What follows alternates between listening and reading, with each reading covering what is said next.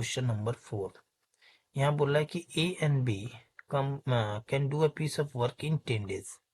तो यहाँ हम लिख लेते हैं ए एंड बी, यानी ए प्लस बी 10 डेज में किसी काम को कंप्लीट कर रहा है। फिर बोल रहा है B and C can do it in 12 days, और बी और सी उसी काम को 12 डेज में कंप्लीट कर रहा है।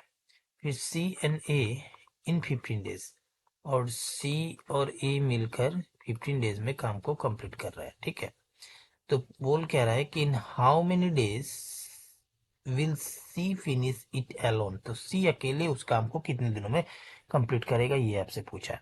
तो प्रोसेस मेरा सेम ही रहेगा। इन तीनों का हम क्या करेंगे, एलसीएम फाइंड करेंगे। तो इसका एलसीएम हो जाएगा भाई 60।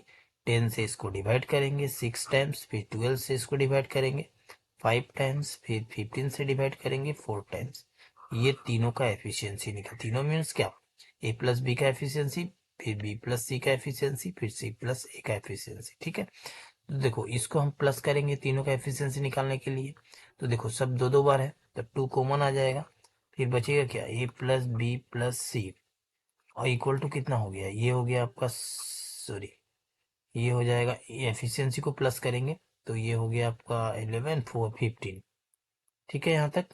तो a plus B plus C equal to कितना हो जाएगा, 15/2, यानी हो गया आपका 7.5। हमको चाहिए क्या, c पूछा अकेला ना, तो हमको किसको निकालना होगा, a प्लस बी को हटाना होगा। तो a प्लस बी का एफिशिएंसी कितना है, 6 यूनिट है।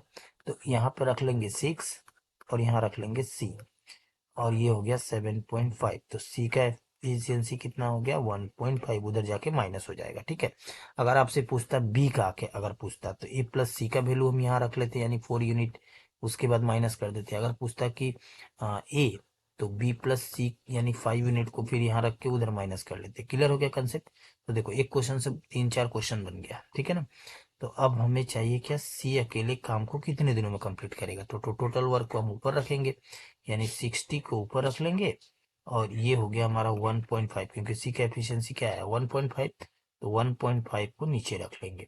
इस पॉइंट को हटाओगे तो ऊपर हो जाएगा एक 10, फिर यहाँ बचेगा 15, 15 4 जा हो गया आपका 60, फिर 4 इंटू 10 कर लोगे तो ये हो जाएगा 40, यानी 40 डेज में सी अकेले उस काम को कंप्लीट कर लेगा, यानी आंसर हो जाएगा ऑप्शन नंबर सी। नेक्स्ट देखोगे क्वेश्चन नंबर 5।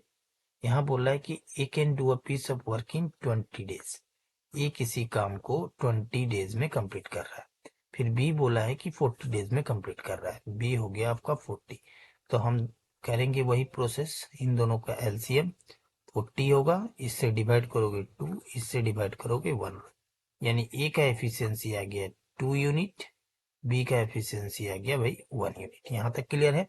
उसके बाद देखोगे क्वेश्चन में, if they work on it together for 5 days, दोनों मिलकर 5 दिन काम किए ना, तो ए प्लस बी दोनों मिलकर, तो दोनों का एफिशिएंसी को ऐड कर लेते हैं, 2 + 1 3। तो एक दिन में दोनों का एफिशिएंसी कितना होगा, 3 यूनिट काम करने का है, और टोटल कितने दिनों में तक काम किए, दोनों मिलकर 5 दिन तक।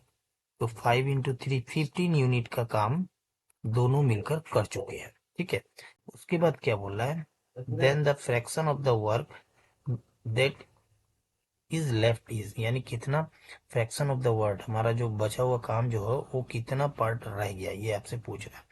तो हम इसको क्या करेंगे, सबसे पहले वर्क लेफ्ट कितना रह गया, वर्क लेफ्ट 15 यूनिट का काम ऑलरेडी हो चुका है, और टोटल वर्क कितना है 40। तो इस 40 में से जो काम हो चुका है, यानी 15 यूनिट का काम हो चुका है, इसको निकाल लेते हैं।